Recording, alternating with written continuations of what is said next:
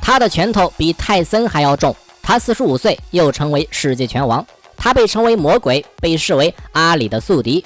电影《哭泣的拳头》中有一句台词：我对拳击一点都不懂，但我知道乔治·福尔曼45岁的时候拿到了世界冠军。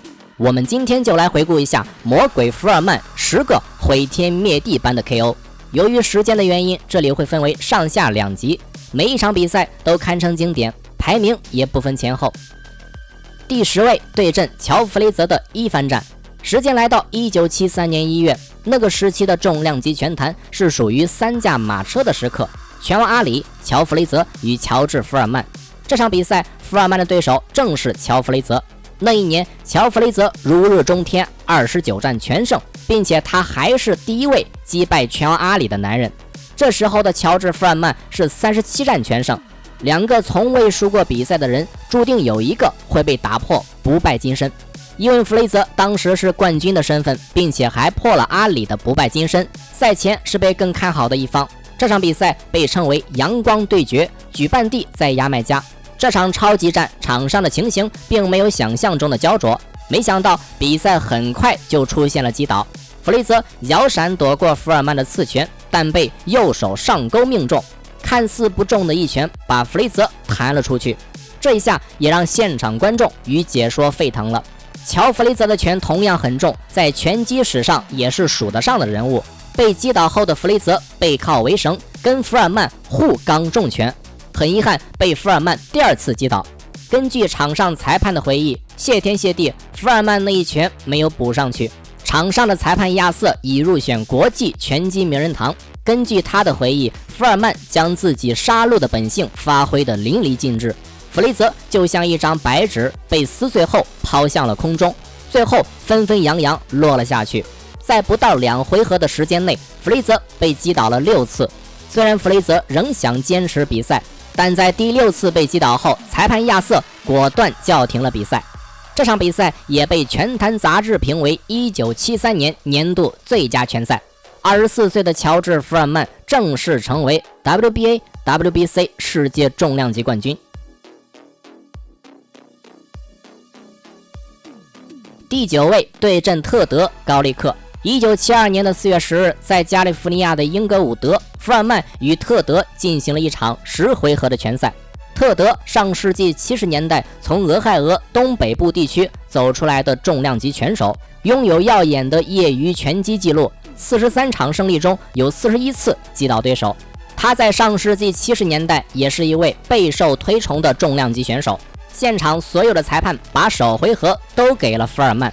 第2回合高能就来了，有人曾这样评价福尔曼的重击，说泰森的速度很快，他的拳你根本防不住，而福尔曼的拳大家都可以进行格挡，但是就是经不住他的力量。有些拳看起来轻飘飘的，但打出去后都是具有摧毁性的重击。第2回合，福尔曼先是右手摆拳击肋，随后左手连续打出2记相同的摆拳，特德跪倒在地，福尔曼缓慢地走开。裁判读秒结束后，特德依旧是软绵绵的状态。最终比赛结果，福尔曼2回合 TKO 取胜。第8位对阵罗恩·莱尔。这场比赛是1976年年度最佳拳赛，在很多拳迷心中，这场大战的地位不输阿里与弗雷泽的马尼拉大战。战况激烈，伟大的对手才能成就伟大的拳王。福尔曼的对手罗恩·莱尔，江湖人称钻孔机，钻头般的冲击，钢铁般的韧性。他曾重创阿里 KO 沙沃斯，这场比赛更是2次击倒福尔曼。2位历史上都排得上号的重炮手进行了一场史诗级的大战。2人下巴的强度成为了一个谜，现场裁判拥有一颗大心脏，场面上如同2个手持板砖的壮汉在不停地往对手身上拍。很长一段时间，2人甚至都没有什么躲闪。几十年后，福尔曼被人问到谁是他职业生涯最强劲的对手时，他当时只回答了一个人的名字，那就是这场比赛的对手罗恩·莱尔。前4回合的得分有超过半数的裁判打出了38比37，莱尔稍微领先。2个人一直拼到第5回合，福尔曼在被打得摇摇晃晃的前提下，竟然选择不防守，用同样的方式还了回去。这时候的二人都有点上头，开始了纯换拳的模式。最终福尔曼的头更铁一点，莱尔无法举起双手防守与反击，在连续吃了20几拳后砰然倒地。两个硬骨头终于结束了这场战斗。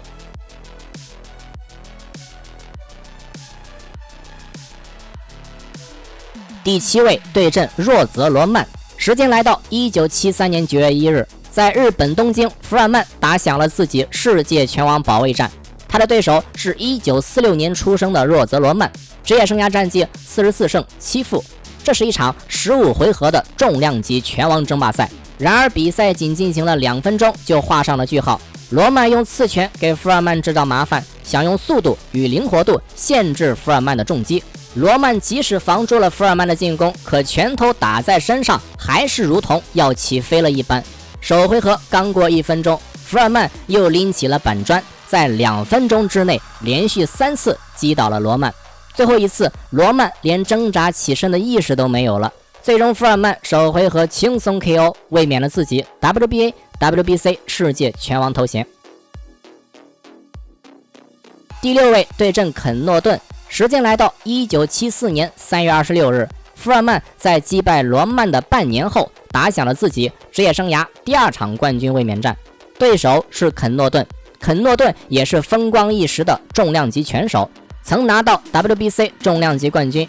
WBC 去年评选了史上10大最优秀的重量级拳手，其中肯诺顿排在了第10位。他跟拳王阿里、拉里·霍姆斯都曾打满了15回合。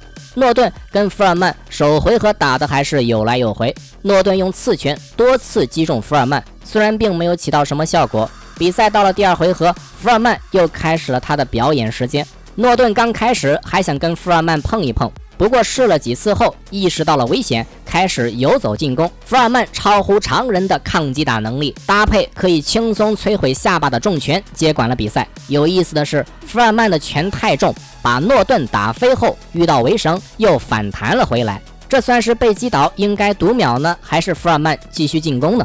仅第2回合这种情况就出现了2次。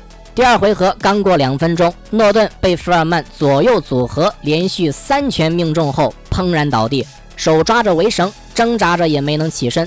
最终比赛结果，福尔曼第2回合 TKO 取胜，再一次轻松卫冕了自己的拳王头衔。24岁夺冠的福尔曼在20年以后，44岁的他是如何用 KO 的方式再次登顶？